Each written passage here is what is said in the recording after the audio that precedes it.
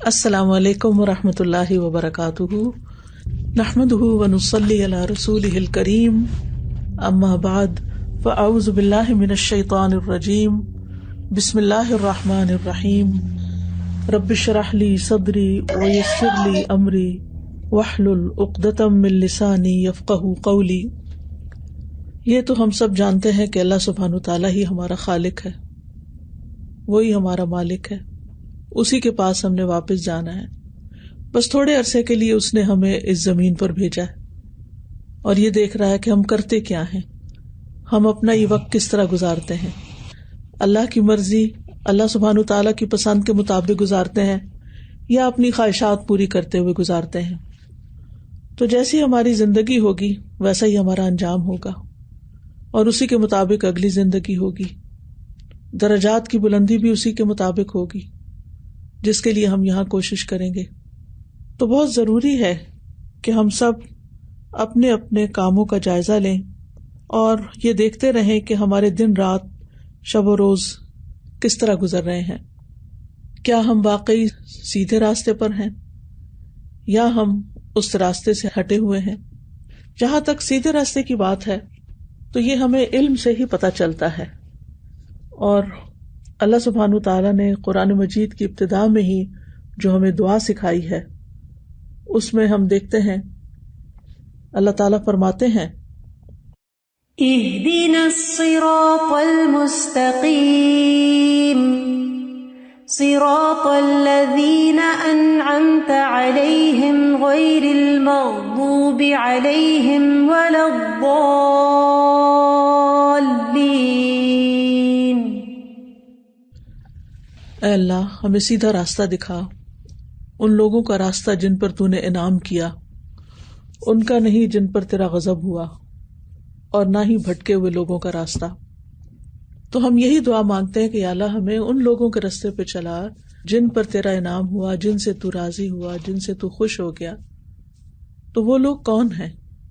علماء کہتے ہیں یہ وہ لوگ ہیں جنہوں نے علم نافع اور عمل صالح کو جمع کیا، یعنی نفع مند علم حاصل کیا اور اس کے مطابق نیک عمل کیا۔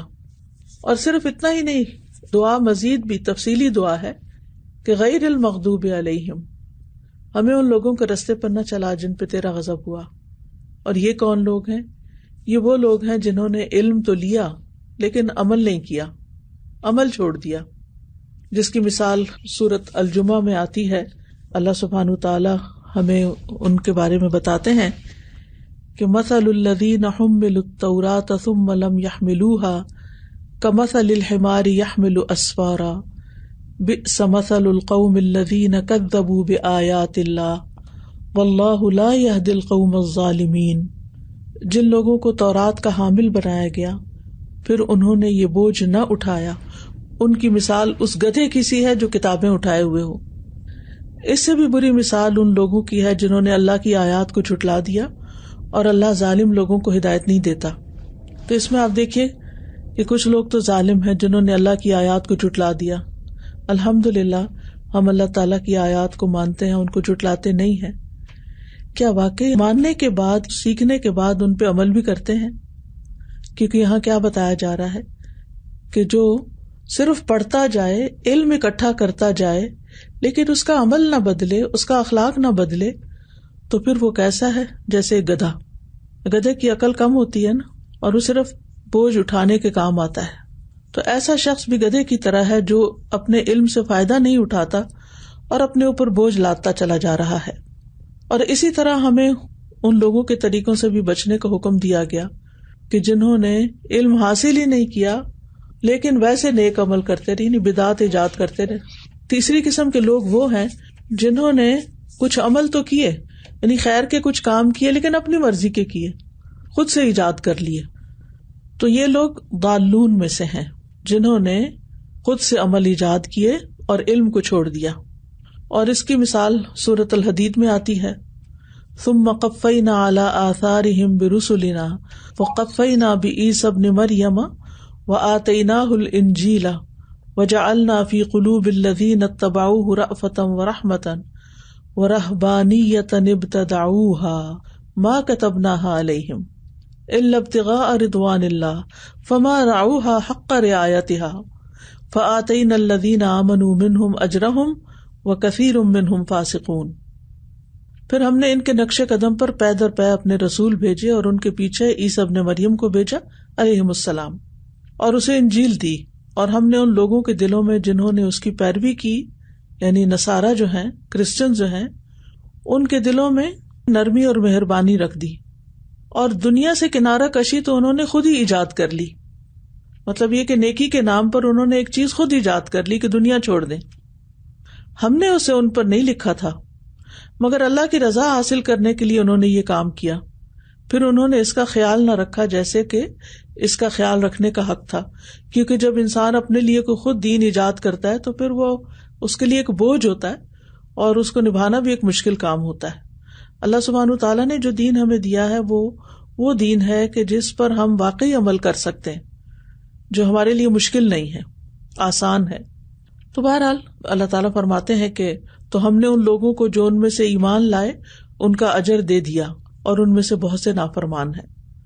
تو اللہ سبحانہ وتعالیٰ کا لاکھ لاکھ شکر ہے کہ جس نے ہمیں علم نافع عطا کیا، خالص قرآن اور سنت کا علم عطا کیا، اور ہمارے دن رات اس میں بسر ہوتے ہیں. اور یہ اللہ تعالیٰ کا خاص فضل ہوتا ہے کسی بھی انسان پر. جیسے وہ حدیث میں آتا ہے نا کہ اللہ تعالیٰ جس کے ساتھ بھلائی کا ارادہ چاہتا ہے اسے دین کی سمجھ دے دیتا ہے. تو یہ اللہ نے ہم سے بھلائی چاہی ہے جو ہمیں اس راستے پر لگا دیا ہے. سفیان ثوری کہتے ہیں کہ اللہ جس شخص کے ساتھ بھلائی کا ارادہ کرتا ہے اس کے لیے علم حاصل کرنے اور اس کے حفظ سے بہتر کوئی عمل نہیں جانتا. یعنی صرف علم حاصل ہی نہیں کرتا بلکہ اس کو یاد بھی رکھتا ہے، اس کو حفظ بھی کرتا ہے. ہمارے ہاں تو حفظ کو ایک ایسی چیز سمجھ لیا گیا نا کہ جو شاید زیادہ فائدے کا کام نہیں ہے، ورنہ پہلے زمانے میں لوگ قرآن مجید کے ساتھ ساتھ احادیث کو بھی حفظ کیا کرتے تھے، اور وہ کہتے تھے کہ علم وہی ہے جو سینے میں محفوظ ہے. اسی طرح آپ قرآن مجید کا ترجمہ یاد کرتے ہیں اور بعض اوقات اس سے گھبراتے ہیں کہ ہمیں رٹا لگانا پڑتا ہے اور کئی دفعہ پڑھنا پڑتا ہے اور اس کو یاد کرنا پڑتا ہے. لیکن یہ واقعی علم حاصل کرنے کا ایک پروسیس ہے. تو ہم جو بھی یہ کام کر رہے ہیں اس کو ایک عبادت سمجھ کے کریں، اس کو اللہ تعالیٰ کا فضل سمجھ کر اختیار کریں اور اس پر شکر گزار بھی ہوں. اور ویسے بھی خوشخبری ہے کہ طالب علم جو ہوتے ہیں وہ انبیاء کے وارث ہوتے ہیں. انبیاء درہم و دینار نہیں چھوڑتے بلکہ انبیاء کی وراثت جو ہے وہ علم ہے. تو اس وراثت کو حاصل کرنے کے لیے اور انبیاء علیہ السلام کے اور خاص طور پر نبی صلی اللہ علیہ وسلم کے چھوڑے ہوئے علم پر عمل کرنے کے لیے اور اس کو اپنانے کے لیے اور اس کو سیکھنے کے لیے اور اس کو یاد کرنے کے لیے ہمارے اندر پورا شوق اور جذبہ ہونا چاہیے. اور پھر پوری نیت کے ساتھ گھر سے نکلنا چاہیے. جو لوگ ہاسٹل میں ہیں وہ جب ہاسٹل سے نکلیں تو پورے جذبے کے ساتھ، شوق کے ساتھ، محبت کے ساتھ، اور وہ حدیث یاد کرتے ہوئے کہ جب طالب علم گھر سے نکلتا ہے تو فرشتے اس کے لیے اپنے پر بچھاتے ہیں. اسی طرح جو شخص نیکی کے کام کے لیے نکلتا ہے تو فرشتہ جو ہے وہ ایک جھنڈا لے کر اس کے ساتھ ساتھ چلتا ہے. مسند احمد کی ایک روایت میں آتا ہے کہ جب بھی کوئی شخص اپنے گھر سے نکلتا ہے، جب بھی کوئی شخص اپنے گھر سے نکلتا ہے تو اس کے دروازے پر 2 جھنڈے ہوتے ہیں. ایک جھنڈا فرشتے کے ہاتھ میں ہوتا ہے، دوسرا شیطان کے ہاتھ میں ہوتا ہے. اگر وہ اللہ عز و جل کی محبت حاصل کرنے والے عمل کے لیے نکلتا ہے تو فرشتہ اپنا جھنڈا لے کر اس کے پیچھے پیچھے جاتا ہے اور وہ گھر لوٹنے تک فرشتے کے جھنڈے تلے ہوتا ہے. اتنا بڑا آنر، اتنا بڑا ریگارڈ. آپ دیکھیں جھنڈے والی گاڑی اب تو خیر ختم ہو گیا یہ شاید یہ کلچر، لیکن پہلے تو جو گاڑی گزرتی تھی اور اس پہ جھنڈا لگا ہوتا تھا تو اندر بیٹھا ہوا شخص بھی اور دیکھنے والے بھی ایک خاص قسم کی کیفیت کا شکار ہوتے تھے. تو اگر ہم یہ سوچ ہی لیں نا کہ اس وقت فرشتہ ہمارے ساتھ جھنڈا لے کے چل رہا ہے کیونکہ میں خالص اللہ کی رضا کے لیے علم حاصل کرنے کے لیے نکلی ہوں، تو آپ سوچئے کہ آپ کے اندر یعنی خود بخود خوشی کی ایک لہر دوڑ جائے گی. اور اگر کوئی گھر سے نکلتا ہے اور اللہ تعالیٰ کی ناراضگی والے عمل کے لیے نکلتا ہے، جیسے بعض اوقات ایسے واقعات سننے میں آتے ہیں کہ کچھ لوگ گھروں سے تو اپنے اسکول کالج کا بتا کے جاتے ہیں لیکن وہاں سے اسکول جانے کی بجائے کہیں اور چلے جاتے ہیں، یا اپنی کلاسز بنک کر کے تو کہیں اور نکل جاتے ہیں سیر و تفریح کرنے یا کسی ہوٹل میں یا پارک میں یا گھومنے پھرنے یا کسی اور غلط کام کے لیے. تو یہ اللہ کی ناراضگی والا عمل ہے کہ آپ نے گھر والوں کو دھوکہ دیا. تو شیطان اپنا جھنڈا لے کر اس کے پیچھے روانہ ہو جاتا ہے اور وہ گھر واپس آنے تک شیطان کے جھنڈے تلے رہتا ہے. تو ایسا شخص جو ہے وہ ایک اللہ کی نافرمانی میں مسلسل رہتا ہے. لیکن اس کے برعکس جو نیکی کے کام کے لیے اور خاص طور پر طلب علم کے لیے نکلتا ہے تو فرشتے طالب علم کی طلب علم سے راضی ہو کر اس کے لیے اپنے پر بچھا دیتے ہیں, اس کے آگے ہمبل ہو جاتے ہیں, اس کی عزت اور تکریم کرتے ہیں. ساری مخلوق بخشش کی دعائیں کرتی ہے, حتیٰ کہ سمندر کی مچھلیاں بھی. اور پھر یہ کہ یہ ایسا کام ہے کہ جس سے نہ صرف یہ کہ انسان کو دنیا میں فائدہ ہوتا ہے, انسان کو عمل کرنے کے طریقے آتے ہیں, بلکہ مرنے کے بعد بھی انسان کے لیے علم صدقہ جاریہ بنتا ہے. تو ہمارے کرنے کے کام یہ ہے کہ سب سے پہلے تو ہماری نیت اللہ کی رضا ہو.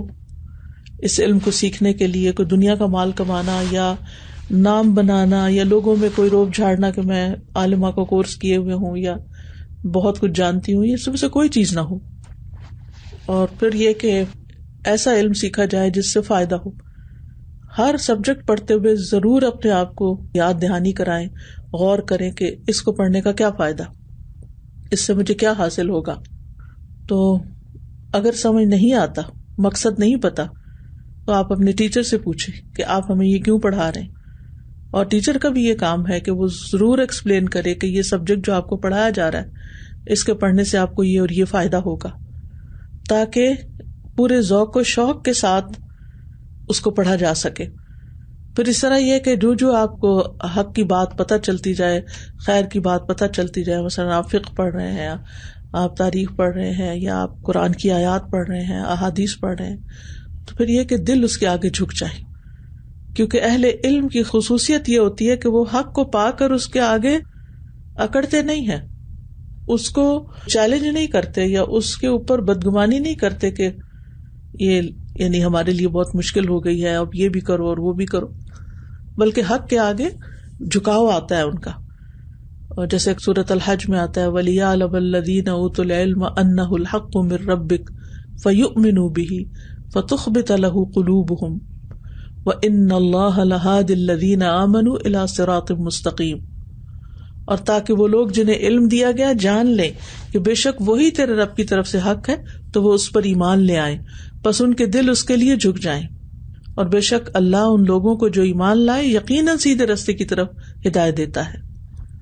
تو انشاءاللہ جب آپ اللہ کی رضا کے لیے یہ علم حاصل کریں گے تو اللہ تعالیٰ آپ کو رہنمائی دے گا, روشنی دے گا, یعنی فائدہ ہی فائدہ ہے.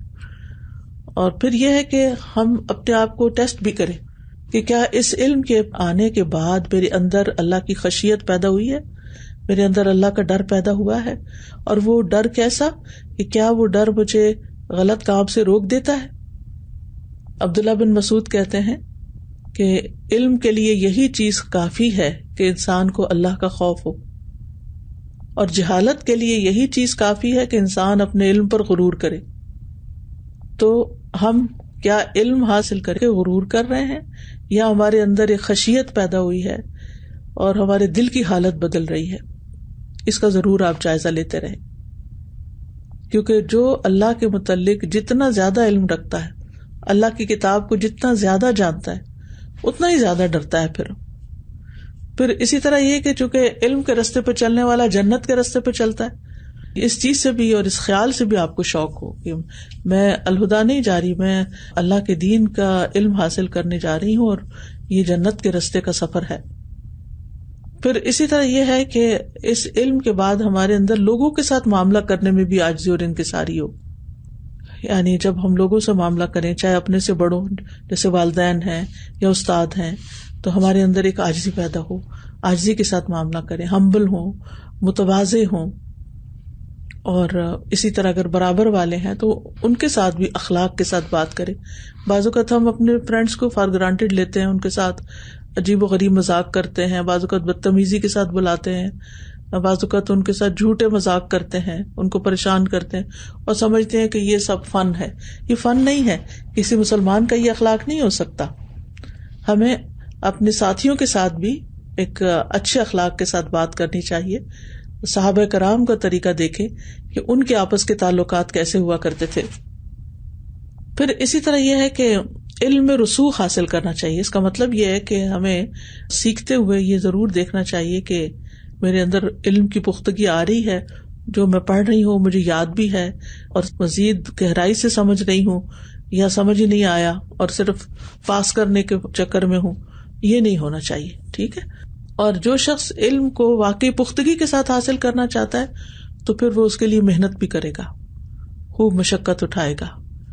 یعنی کسی بھی موقع پر اور کسی بھی سبجیکٹ میں, کچھ سبجیکٹس ہوتے ہیں وہ انسان کو اچھے لگتے ہیں, ٹیچر اچھا ہے اس کی وجہ سے, یا آپ کے مزاج کے مطابق ہیں, تو ان کو تو ہم پھر بھی پڑھ لیتے ہیں, اچھی طرح یاد کر لیتے ہیں. لیکن کچھ ایسے ہیں کہ جو ہمارے مزاج سے موافقت نہیں رکھتے, یا پڑھانے والا پوری طرح سمجھا نہیں پاتا, تو پھر ہم بور ہونے لگتے ہیں. تو جو علم فائدہ مند ہے, چاہے وہ ہمیں مشکل لگے, پھر بھی بور نہیں ہونا, اور تکلیف اٹھا کے بھی اس کو سیکھنا ہے, یاد کرنا ہے. اور پھر یہ ہے کہ کبھی بھی یہ نہ سوچے کہ میں نے بہت سیکھ لیا, بہت آ گیا مجھے. نبی صلی اللہ علیہ وسلم نے فرمایا کہ 2 لوگ کبھی سیر نہیں ہوتے, علم کا سیکھنے والا اور دنیا کا چاہنے والا. تو اللہ تعالیٰ ہمیں علم سیکھنے والا بنا دے اور ہم سیکھتے ہی چلے جائیں. اسی لیے نبی صلی اللہ علیہ وسلم کو یہ دعا سکھائی گئی تھی, وقل رب زدنی علما, اور کہیے کہ میرے رب مجھے علم میں زیادہ کر. تو امید ہے آپ لوگ روزانہ یہ دعا ضرور مانگتے ہوں گے, اور یہ بھی کہ اللہم انی اسألک علما نافعا ورزقا طیبا وعملا متقبلا. فجر کی نماز کے بعد اگر آپ پڑھیں تو بہت ہی اچھا ہے, اور اگر کلاس سے پہلے پڑھ لیں تو بھی اچھا ہے. اور پھر یہ کہ اس وقت کو غنیمت جانے, کل معلوم نہیں کیسا وقت آئے. اب یہ کووڈ کا کس کو پتا تھا, کوئی نہیں جانتا تھا کہ یہ سال ہم پہ کیسا گزرے گا. تقریباً پورا سال ہونے کو ہے کہ ہماری زندگی کا نقشہ ہی بدل گیا ہے. تو ہمیں نہیں پتا کہ کل کیا ہونے والا ہے. علماء بھی دنیا سے اٹھتے چلے جا رہے ہیں, اور یہ ہے کہ طریقہ کار بھی بہت سا بدلتا جا رہا ہے, لائف سٹائل چینج ہو رہا ہے. تو ایسے میں جو موقع ملا ہوا ہے, جو اپرچونٹی ملی ہوئی ہے, اس سے ہم بھرپور فائدہ اٹھائیں. سستی اور کوتاہی کی وجہ سے علم حاصل کرنے کے مواقع جو ہیں ان کو گنوائیں نہیں. پھر اسی طرح ان نیسیسری حیا بھی نہ ہمیں روکے علم حاصل کرنے سے. نبی صلی اللہ علیہ وسلم نے انصار کی عورتوں کی تعریف کی کہ جنہیں دین کی سمجھ بوجھ حاصل کرنے میں شرم مانے نہیں ہوتی. بعض کو کوئی چیز ہمیں سمجھ نہیں آتی, ہم اس لیے نہیں پوچھتے کہ لوگ کہیں گے لو اس کو یہ بھی سمجھ نہیں آیا. پھر ایک اور اہم چیز یہ ہے کہ اگر آپ چاہتے ہیں کہ واقعی آپ کے اندر علم کی ڈیپتھ ہو اور آپ علم کے فروٹ سے بھرپور فائدہ اٹھا سکیں, تو پھر فضول باتیں چھوڑ دیں. یعنی لوگوں کے ساتھ باتوں میں وقت ضائع نہ کریں, اور بہت زیادہ سوشلائزنگ, چاہے وہ میڈیا پہ ہو, چاہے وہ گھروں میں ہو, چاہے فون پہ ہو. ہمارے علماء جو تھے وہ اپنے وقت کی بہت حفاظت کرتے تھے, اسی وجہ سے وہ خیر کے کاموں میں آگے بڑھے, علم میں نام پیدا کیا, اور آج تک ان کے نام باقی ہیں اور ہم ان سے محبت کرتے ہیں.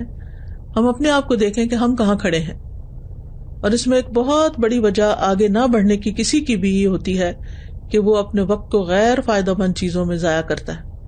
تو اس معاملے میں ایک کوٹ میں پڑھ رہی تھی کہ ابن مہدی کہتے ہیں, ہم سفیان ثوری کے ساتھ مکہ کے اندر لوگوں کی کسی مجلس میں بیٹھے ہوئے تھے, تو اچانک اٹھ کھڑے ہوئے اور کہا, دن اپنے وقت پہ گزر جاتا ہے, کسی کا انتظار نہیں کرتا. یعنی کام کی بات ختم ہوئی تو وہ بھی ساتھ ہی اٹھ گئے. پھر اسی طرح یہ ہے کہ بہت زیادہ ناز و نعمت سے بھی بچنا چاہیے, کیونکہ اس میں پڑھ کے انسان اور بہت راحت اور آرام میں اور طرح طرح کے کھانوں میں اور اس طرح کی چیزوں میں پھر انسان علم سے چلا جاتا ہے. علم حاصل کرنے کے لیے وقت نہیں بچتا. حضرت معاذ بن جبل کے بارے میں آپ کو معلوم ہوگا کہ حلال و حرام کے مسائل میں سب سے زیادہ علم رکھنے والے تھے. تو ان کو نبی صلی اللہ علیہ وسلم نے یمن کی طرف بھیجتے ہوئے فرمایا, ایاک والتنعم فإن عباد اللہ لیسوا بالمتنعمین. ناز و نعم کی زندگی گزارنے سے بچو, کیونکہ اللہ کے بندے ناز و نعم کی زندگی نہیں گزارتے. یعنی کھانے پینے میں تکلف اور عیش و عشرت میں پڑ جانا, یہ نہیں ہونا چاہیے. امام شافعی کہتے ہیں, میں نے 16 سال سے پیٹ بھر کے کھانا نہیں کھایا, کیونکہ پیٹ بھر کے کھانا کھانے سے جسم بھاری ہوتا ہے, دل سخت ہوتا ہے, سمجھداری ختم ہو جاتی ہے, بہت زیادہ نیند آتی ہے, اور انسان عبادت میں بھی کمزور ہو جاتا ہے, پیچھے رہ جاتا ہے. پھر اسی طرح یہ ہے کہ صرف آسانیاں پانے کے لیے یا دنیا پانے کے لیے علم حاصل نہیں کرنا چاہیے، کیونکہ اگر انسان صرف اس لیے علم حاصل کر رہا ہے کہ مجھے دین کی رخصتوں کا پتہ چل جائے، یا یہ ہے کہ پھر میری بہت عزت ہو اور میری قدر ہو، تو اس سے پھر آخرت کا فائدہ نہیں ہے. وہ چیزیں سیکھیں اور وہ رستے اختیار کریں کہ جس سے دنیا کی زندگی میں بہترین عبادت کر سکیں اللہ کی، بہترین لوگوں کی خدمت کر سکیں، بہترین وقت گزار سکیں اپنا، اور آخرت میں اللہ سبحانہ وتعالیٰ کا قرب حاصل ہو ہمیں. پھر اسی طرح یہ ہے کہ ہم اپنے اخلاق پر بھی نظر رکھیں کہ کیا علم ہمیں با اخلاق بنا رہا ہے. ہم اہل القرآن میں سے ہیں تو کیا قرآن کا اثر ہمارے اخلاق پہ نظر آتا ہے. حضرت عائشہ سے جب رسول اللہ صلی اللہ علیہ وسلم کے اخلاق کے بارے میں پوچھا گیا تو انہوں نے کیا کہا تھا کہ کانا خلقہ القرآن، کہ آپ کا اخلاق قرآن ہی ہے، یعنی قرآن پر عمل کرتے تھے آپ. تو ہمیں بھی دیکھنا چاہیے کہ کیا ہمارا اخلاق بھی قرآن ہے، قرآن عملی طور پر ہمارے اندر آیا ہے. عبداللہ بن مبارک کہتے ہیں مجھے تعجب ہے اس شخص پر جو علم حاصل نہیں کرتا، اس کا نفس کیسے اس کو عزت اور اعزاز حاصل کرنے کی دعوت دیتا ہے. یعنی بغیر علم کے انسان باعزت نہیں ہو سکتا، اور علم کے ساتھ باعزت کیسے ہوتا ہے کہ اس کے اندر اچھا اخلاق اور اچھا مزاج پیدا ہوتا ہے، اس کے اندر سخاوت آتی ہے، اس کے اندر عاجزی آتی ہے، اس کے اندر خواہشات سے دوری آتی ہے. پھر اسی طرح یہ ہے کہ ہم نصیحت قبول کرنے والے ہوں. جب کوئی ہمیں کوئی بات سمجھائے تو ہم اس کو سمجھنے کی کوشش کریں، نہ کہ اس پہ ناراضگی کا اظہار کریں.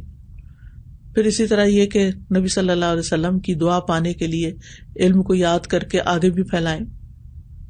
آپ صلی اللہ علیہ وسلم نے فرمایا تھا اللہ تعالیٰ اس شخص کو تر و تازہ رکھے جس نے میری بات کو سن کر حفظ کیا، اسے یاد رکھا، اور اس شخص کو پہنچا دیا جس نے اسے نہیں سنا تھا، یعنی آپ صلی اللہ علیہ وسلم سے براہ راست نہیں سنا تھا.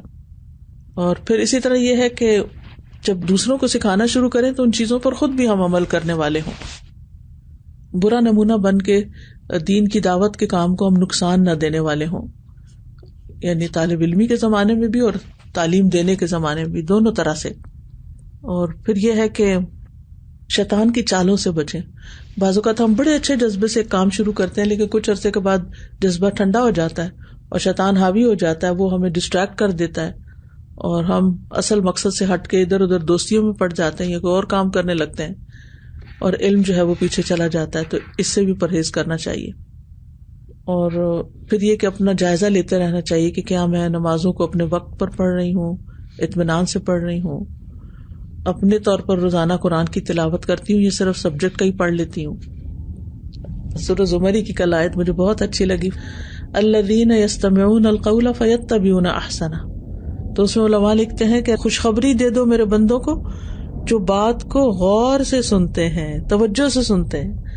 یستمعون القول، یسمعون القول نہیں، یستمعون القول.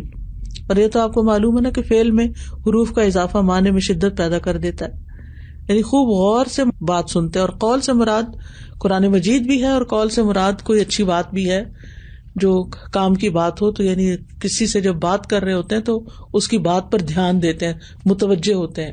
جیسے کلاس ہے تو کلاس میں چاہے کسی بھی سبجیکٹ کی کلاس ہے تو اس کو توجہ کے ساتھ سنتے ہیں، پھر اس میں سے اچھی بات لے لیتے ہیں اور اس پر عمل کرتے ہیں. تو ایک ہوتا ہے قرآن کا لسنر یعنی سامع، اور ایک ہوتا ہے مستمع. سامع وہ ہوتا ہے جو بس صرف اس کے کانوں سے ٹکرا رہا ہوتا ہے قرآن کی آواز بس، اور مستمع وہ ہوتا ہے جو سن کے سمجھ بھی رہا ہوتا ہے اور اس میں سے کوئی نہ کوئی چیز اپنے عمل میں، اپنی سوچ میں لے آتا ہے. پھر اسی طرح یہ ہے کہ نماز کے بعد کے کیا اذکار کرتے ہیں ہم، کیا صبح شام کے اذکار کر رہے ہیں، اور کیا اپنے روزانہ کے جو سبق ہوتے ہیں ان کو ہم وقت پہ پڑھ لیتے ہیں. ہماری ہیبٹس کیا ہیں، سونے، جاگنے، کھانے پینے کی، باتوں کی، میل ملاقات کی. تو اپنی ہیبٹس پہ بھی نظر ڈالنی ہے. اور پھر یہ کہ ہمیں امت کے جو بڑے بڑے علماء ہیں ان کی بایوگرافیز بھی پڑھنی چاہیے کہ انہوں نے علم کیسے حاصل کیا، وہ کیا کرتے تھے.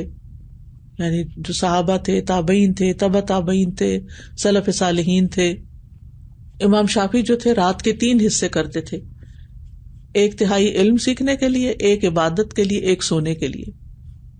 تو ہم بھی اپنے اوقات کی تقسیم کریں کہ کتنا سونے کے لیے، کتنا پڑھنے کے لیے، کتنا اور اپنے ذاتی کام کاج وغیرہ کرنے کے لیے. پھر اسی طرح سفیان ثوری کے بارے میں آتا ہے کہ مجھے نبی صلی اللہ علیہ وسلم کی جو بھی حدیث پہنچی اس پہ میں نے عمل ضرور کیا، چاہے ایک ہی بار کیا ہو. یعنی وہ اس چیز کو میک شور کرتے تھے کہ ہم جو سنیں اس پر عمل بھی کریں. ابو درداء کہتے ہیں تم عالم نہیں بنو گے حتیٰ کہ سیکھنے والے بنو. یعنی کوئی شخص سیکھے بغیر عالم نہیں بن سکتا، اور تم علم سے عالم نہیں بن سکتے حتیٰ کہ اس پہ عمل کرو. یعنی سیکھنے کے ساتھ عمل ہوگا تو عالم بنو گے. اور تمہارے گناہ کے لیے یہی کافی ہے کہ تم بحث مباحثہ کرنے والے بن جاؤ، یعنی علم حاصل کر کے لوگوں کے ساتھ لڑائی جھگڑے کرو. اور تمہارا جھوٹا ہونے کے لیے یہی کافی ہے کہ تم مسلسل اللہ کی ذات کے علاوہ کسی اور چیز میں گفتگو کرتے رہو، لوگوں کی باتیں کرتے رہو. تو اللہ سبحانہ و تعالی ہم سب پر اپنی رحمت فرمائے اور ہمیں اپنی محبت عطا کرے، کیونکہ جو دنیا سے محبت میں اندھا ہو جاتا ہے پھر علم کی روشنی اس تک نہیں پہنچتی. اللہ سبحانہ و تعالی ہمیں اخلاص کے ساتھ سیکھنے کی توفیق دے اور محنت کے ساتھ سیکھنے کی توفیق دے، اور پھر عمل کی توفیق عطا فرمائے، اور پھر یہ کہ ہم سے قبول کر لیں ان کوششوں کو، اور ہمیں اس علم سے اپنی ذات کو بھی فائدہ پہنچانے والا اور دوسروں کو بھی فائدہ پہنچانے والا بنا دے. وآخر دعوانا ان الحمدللہ رب العالمین. استاذہ میں یہ کہنا چاہوں گی جو آپ نے بات کی کہ ہم جو علم حاصل کرتے ہیں اور اس کو کتنا عمل میں لاتے ہیں، یہ آج کی اس دنیا میں اسپیشلی یہ جو میں نے 2020 کا یہ سال دیکھا ہے استاذہ، مجھے ایسے لگ رہا تھا کہ اب کوئی بھی نہیں ایسا رہے گا جو عمل کی طرف نہیں آ جائے گا. مطلب موتیں تو ہمیشہ ہوتی رہی، لیکن اس بار چونکہ میڈیا کا ہائپ تھا اور وہ سب کچھ تھا. سزا ان سب چیزوں کو دیکھنے کے باوجود دنیا میں مٹیریلزم انکریز کر گیا، بجائے کم ہونے کے زیادہ ہو گیا، جو ایک ذاتی مشاہدے کی بات ہے. دنیا کے پیچھے زیادہ لگ گئی ہے آخرت کی بجائے، اور اس کی مجھے بالکل سمجھ نہیں آ رہی کہ آخر ایسا کیا ہوا پینڈیمک میں تو دنیا کو دنیا کے پیچھے لگنے میں زیادہ انکریز ہوا. اصل میں ہوا یہ ہے کہ اصل بات یہ ہے کہ لوگ پہلے بھی یہ کر رہے تھے لیکن ایکسپوزڈ نہیں تھے. میڈیا نے بہت سے لوگوں کو بہت حد تک ایکسپوز کر دیا ہے اور وہ چیزیں سامنے آ گئی ہیں. اور ویسے بھی دن بدن ہر آنے والا دن جو ہے پچھلے دن سے فتنوں میں بڑھتا ہی جا رہا ہے. تو میں تو ایسی ساری چیزیں دیکھ کر اپنے اوپر پھر مزید فوکس کرنے لگتی ہوں کہ سب کا ذمہ تو میں نہیں لے سکتی اور نہ ہی میں سب کو سمجھا سکتی ہوں، لیکن کم از کم اپنی تو فکر کر سکتی ہوں. میرے اوپر تو ذمہ داری اپنی ہی ہے. استاذہ میں الحمدللہ کچھ پریکٹیکل چیزیں شیئر کرنا چاہوں گی. ایک تو جیسے آپ نے الحمدللہ بتایا نا کہ جب بھی ہم الہدا میں جائیں تو اپنے آپ کو ریمائنڈر دیں اور اس طرح. تو مجھے ایک چیز استاذہ جو میں نے آپ سے سیکھی تھی، ایک دفعہ میں آپ کے گھر آئی نا تو میں نے دیکھا کہ آپ نے مختلف کمروں میں کچھ ریمائنڈرز لگائے ہوئے، کچھ کیلنڈر کے اوپر لگائے ہوئے، اپنے بیڈ روم میں آپ کا جو اسٹڈی ٹیبل تھا اس میں مختلف چیزیں. تو وہ مجھے آئیڈیا بہت ہی زبردست لگا.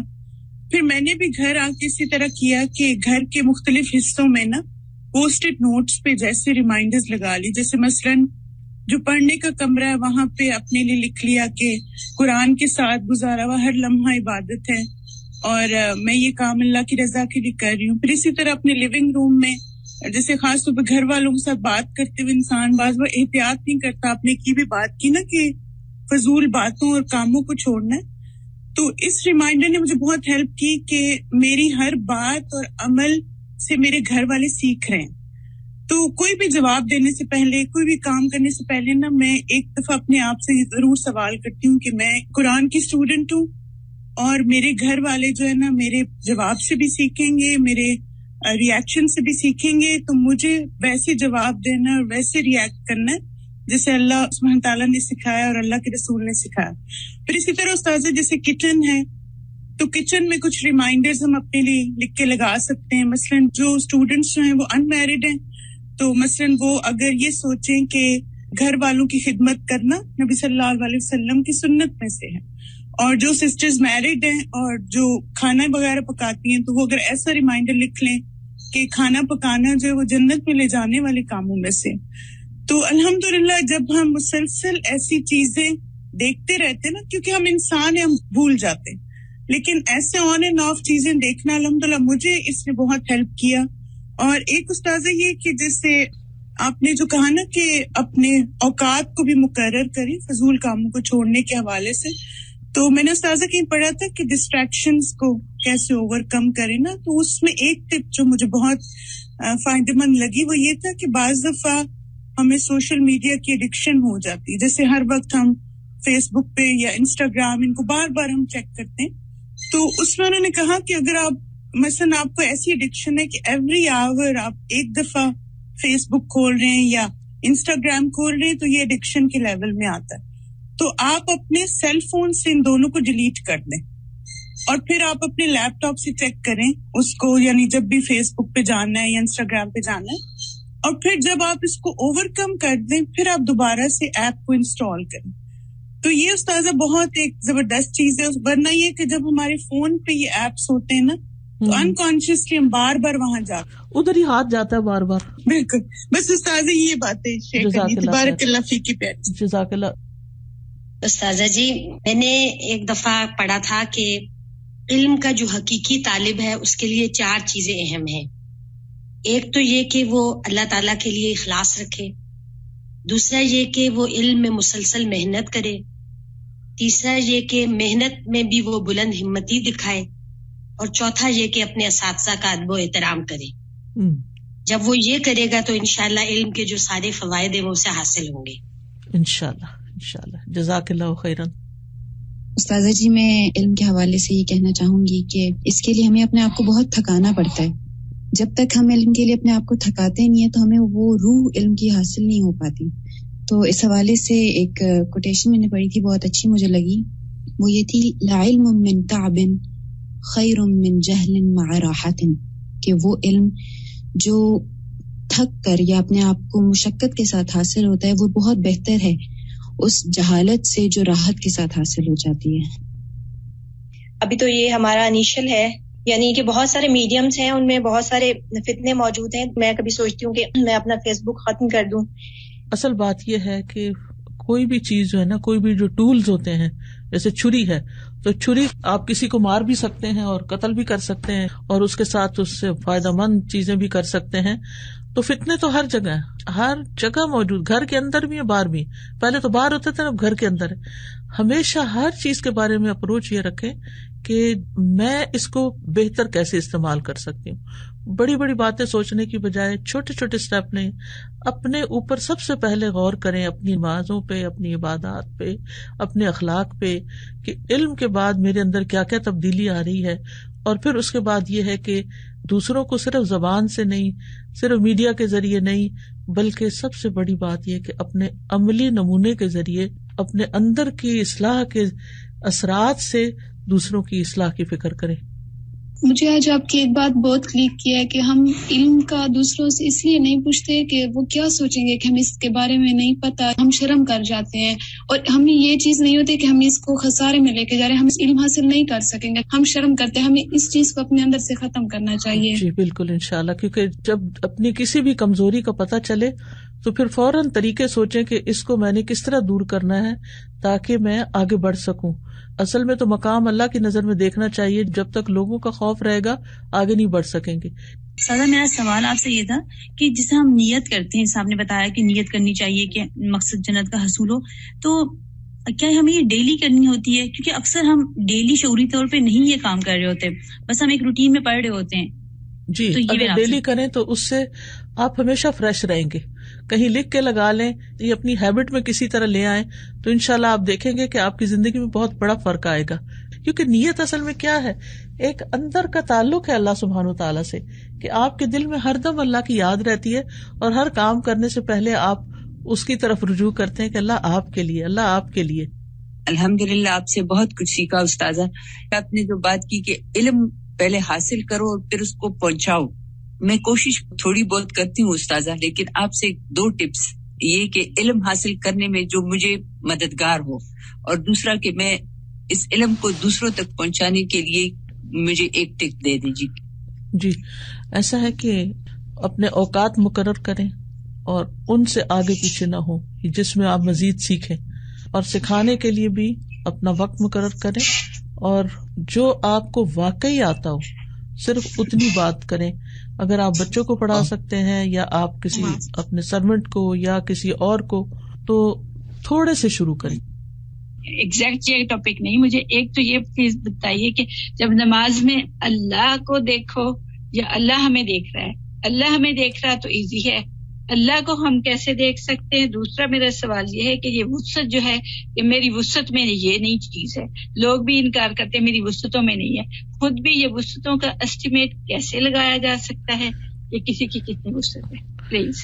جو مادی چیزیں ہوتی ہیں ان میں تو پتا ہوتا نا کہ میرے پاس 10 پاؤنڈ ہے تو میں 20 والا کام نہیں کر سکتا، لیکن جو باقی وسعت جو ہے جس میں ہمت کی بات ہے، تو وہ جب انسان ارادہ کر لیتا ہے تو اللہ تعالیٰ وسعت بھی پیدا کر دیتا ہے، برکت پیدا کر دیتا ہے. جو نظر آنے والی چیز نہیں، اس کا تعلق انسان کے ارادے سے ہوتا ہے. اور اگر یہ نہیں سمجھ میں آتا کہ میں اللہ کو دیکھ رہی ہوں تو کوئی بات نہیں، یہی کافی ہے کہ اللہ تعالیٰ مجھے دیکھ رہا ہے. مجھے آپ سے صرف 2 سوال کرنے. ایک یہ کہ جب میں کلاس اٹینڈ کرتی ہوں تو میرا دل کرتا ہے کہ میری زندگی میں سب کچھ جو کچھ بھی ہے بس اللہ کی ذات ہے. میرا دل کرتا ہے کہ میں بس ہر وہ کام کروں جس سے میرا اللہ راضی ہو جائے. لیکن جب میں دنیا میں پڑ جاتی ہوں، جب میں بچوں میں پڑ جاتی ہوں، پھر مجھ سے غلطیاں ہو جاتی ہیں جس کے بعد میرا دل بہت پچھتاتا ہے. میں کیا کروں کہ میرے دل کی کیفیت ہمیشہ اچھی رہے؟ دل ہمیشہ ایک جیسا رہتا نہیں ہے، یہ بڑی مشکل ہے، لیکن یہ کہ چیک یہ رکھنا چاہیے کہ جو ہی نیچے جانے لگے تو پھر اس کا یعنی بندوبست کریں، اور دعا بھی مانگتے رہیں، دعا سے بھی بہت فائدہ ہوتا ہے. دوسرا سوال کیا؟ دوسرا سوال مجھے یہ کرنا ہے کہ میں ایسا کیا کروں کہ میرے بچوں کی زندگی میں سب سے اہم اللہ کی ذات ہو، وہ اللہ سے جڑ جائے. ایسا کہ میں کس طرح کروں، میں کیا کروں؟ ایک تو عملی نمونہ پیش کریں. جب آپ کی پرائرٹی اللہ کی ذات ہوگی نا تو وہ دیکھ دیکھ کے سیکھ جائیں گے. اور دوسرا یہ ہے کہ ان کے لیے خوب خوب دعائیں کریں، ٹھیک ہے، اور ان کو باقاعدہ تعلیم کا بھی، دینی تعلیم کا بھی انتظام کریں. اگر آپ کچھ بکس 2-4 ریکمینڈ کر دیں جو بندہ بیڈ سائڈ پر رکھ کے اور ضرور پڑھے. آپ جو صحابہ کے حالات ہیں اور سیرت کی کتابیں ہیں ان سے فائدہ اٹھائیں. اسی طرح یہ جو ایک کتاب میں نے پہلے بھی ریکمینڈ کی تھی، دل کی دنیا، ابن الجوزی کی کتاب ہے، منہاج القاصدین ہے، تو 3-4 کٹھی نہ لیں، ایک لیں، اس کو پورا کریں، پھر اس کے بعد آگے پڑھیں. میں نے اپنے O-levels کے بعد TQ4 میں ایڈمیشن لیا تھا. استاذہ پہلے تو مجھے بہت ایسی فیلنگز آتی تھی کہ میں اپنے فرینڈ سے پیچھے رہ جاؤں گی، لیکن الحمدللہ جب یہ کورس شروع ہوا تو میرا بہت زیادہ دل لگ گیا. اور استاذہ ہمارے صرف 4 پارے رہ گئے ہیں، پھر اس کے بعد مجھے واپس اپنی اسٹڈی میں جانا ہوگا، اور A-levels کے 2 سال ہوتے ہیں جیسا آپ کو پتہ ہے.